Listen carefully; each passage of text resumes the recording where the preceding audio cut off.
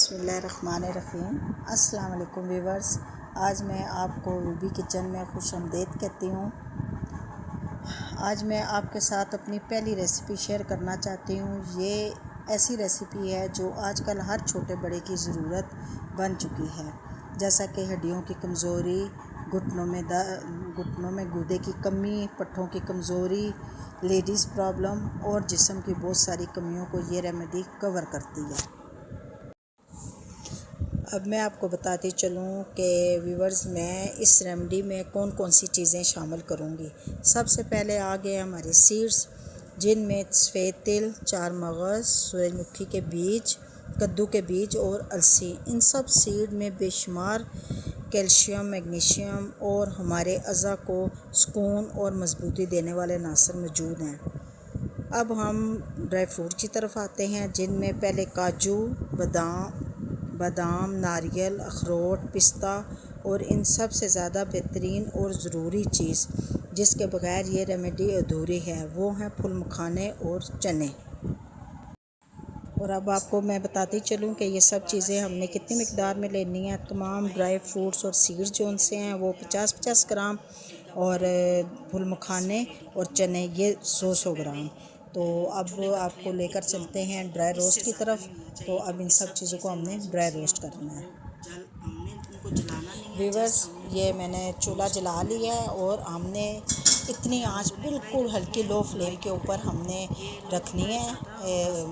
चूल्हे के ऊपर कढ़ाई रखी है और ये कढ़ाई हम लोहे की इस्तेमाल कर रहे हैं, क्योंकि इसमें जल्दी से ड्राई रोस्ट हो जाता है और चीज़ ज़्यादा टाइम नहीं हमारा ज़ाया होता है। तो अब हम सबसे पहले जो चीज़ शुरू करेंगे, डालेंगे, वो हैं फूल मखाने।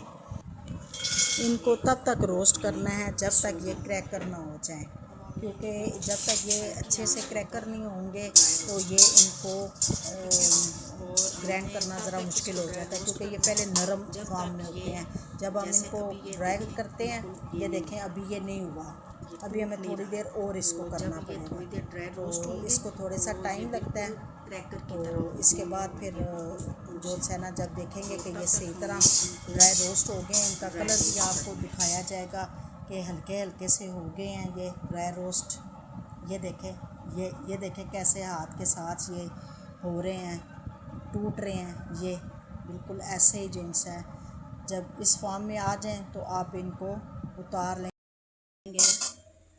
ये 3 ड्राई फ्रूट, अखरोट, काजू, पिस्ता और ये बादाम। अब ये इन चारों चीज़ों को हम लाइटली सा ड्राई रोस्ट कर लेंगे। फ्लेम बिल्कुल ऐसे ही रखना है, ये बिल्कुल नॉर्मल सा, इससे ज़्यादा बिल्कुल लो फ्लेम, इससे तेज़ किया तो हमने तो फिर ये सारी रेमेडी ख़राब हो सकती है, चीज़ें फिर जल जाती हैं, क्योंकि ये बहुत नाजुक फ्रूट्स हैं, ड्राई फ्रूट्स, तो एकदम से इनको सेक लग जाता है। तो इस वजह से ये आपने साथ साथ चमचा हिलाते रहना है, ताकि ये नीचे से ब्लैक ना हो जाएं, जल ना जाएं, इस वजह से जी। तो व्यूअर्स, अब ये हमारे ड्राई फ्रूट भी तमाम जोन से हैं ड्राई रोस्ट हो गए हैं अच्छे से, प्यारे से। देखें इनके कलर थोड़ा सा पहले किस कलर से थोड़ा सा हल्का सा गोल्डन सा हो गया। कितने मिनट करना है ड्राई रोस्ट के भी? ड्राई रोस्ट कम से कम इसको 4 से 5 मिनट आप लोगों ने करना है, बिल्कुल लो फ्लेम के ऊपर। जी व्यूअर्स, अब हम लोग सीड्स का इस्तेमाल करने लगे हैं, ड्राई रोस्ट करने लगे हैं। सबसे पहले हमने डाला है इसमें 4 मगज़, अभी ये सूरजमुखी के फूल, उसके बाद ये डाल रहे हैं कद्दू के बीज, यानी कि पम्पकिन सीड्स। और अब ये हमने इनको हल्का सा ड्राई रोस्ट कर लेना है, बिल्कुल उसी लो फ्लेम के ऊपर करना है। और ये जो 2 सीड्स हैं ना, अलसी के बीज और तिल, तो ये दोनों हम इसके साथ नहीं करेंगे, क्योंकि ये बहुत बारीक हैं और ये बहुत जल्दी से ड्राई रोस्ट हो जाते हैं। इस वजह से हम पहले जो बड़े वाले सीड्स हैं इनको करेंगे इकट्ठा, तीनों को ड्राई रोस्ट करेंगे। और इन सब को अलग-अलग करने का मकसद ये है कि ड्राई फ्रूट्स में और सीड्स में कुछ थोड़ा बहुत इनका अपना ऑयल होता है, तो इस वजह से इनको अलग-अलग से करते हैं रोस्ट वगैरह, कि वो सीड्स जो उनसे हैं फिर जल्दी से ग्रैंड हो जाते हैं और जो सा दूसरी चीज़ें फिर इतनी ग्रैंड नहीं होती। हमारे सीड्स भी अब हो चुके हैं। चिली फ्लेक्स और ये अलसी के बीज हैं और साथ सफ़ेद तिल हैं। ये इन दोनों का अब हम लोगों ने हल्का सा 3-1 मिनट जो है ना इन दोनों को करना है, क्योंकि ये बहुत जल्दी हो जाते हैं, नाजुक सी चीज़ है तो ये जल्दी इनके जलने का ख़तरा होता है। तो अभी हम इनको जो 3 से 5 मिनट तकरीबन जो है ना टाइम हमारा लगेगा। बस ये है कि इसके साथ साथ आपने इसमें चमचा हिलाते रहना है। दोनों सीड्स हो गए हैं सही अच्छे से ब्राउन। ये देखें इनकी हल्की हल्की तड़ की आवाज़ें आ रही हैं। आप लोग ये सोच रहे होंगे कि ये मैं अलग-अलग से सब चीज़ें कर रही हूँ, अगर ये मैं इकट्ठे सारी चीज़ें करूँगी ना तो ये अच्छे से नहीं होंगी। ये एक साइड पे हम करते हैं। ये नारियल डालने लगे हैं, ठीक है। ये नारियल हमने ये सारा नारियल हल्का सा ड्राई रोस्ट कर लेना है और ये हमने ग्राइंड नहीं करना।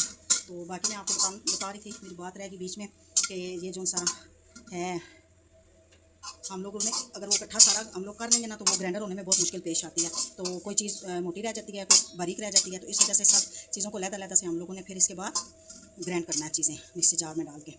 और इसके अलावा जब तक ये खोपरा हम लोग ड्राई रोस्ट कर रहे हैं, इतनी देर में मैं आपको बताना चाह रही हूँ कि ये है गोंद बबूल, जो मैंने पहले से अपने घर में यूज़ के लिए बना के रखी हुई थी। तो इसका ऐड करना भी बहुत ज़रूरी है, क्योंकि ये हड्डियों को बहुत मजबूत करती है। और जितना भी हमारे कमज़ोर हैं, जिस्म में हड्डियाँ दर्द कर रही हैं, घुटनों में दर्द है, पट्ठों में दर्द है, और ये जेल भी बनाती है और ये बहुत ही हमारे जिस्म के लिए फ़ायदेमंद चीज़ है। तो ये मैंने आपको पहले दिखाई नहीं थी, तो अभी ये जो है ना मेरे घर में बनी हुई पड़ी थी, मैंने ये इसमें यूज़ करनी है।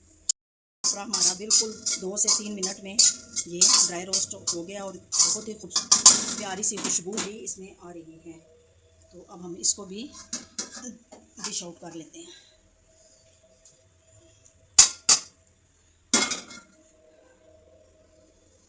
ये वो हैं चने, ये घोड़ों की खुराक है।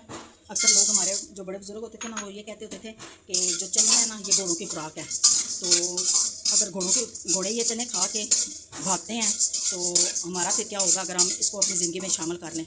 ये बहुत सारी बीमारियों के लिए, शुगर के लिए बहुत अच्छा है। इसमें आप जितना भी खाएंगे आपकी शुगर लेवल सही रहेगा।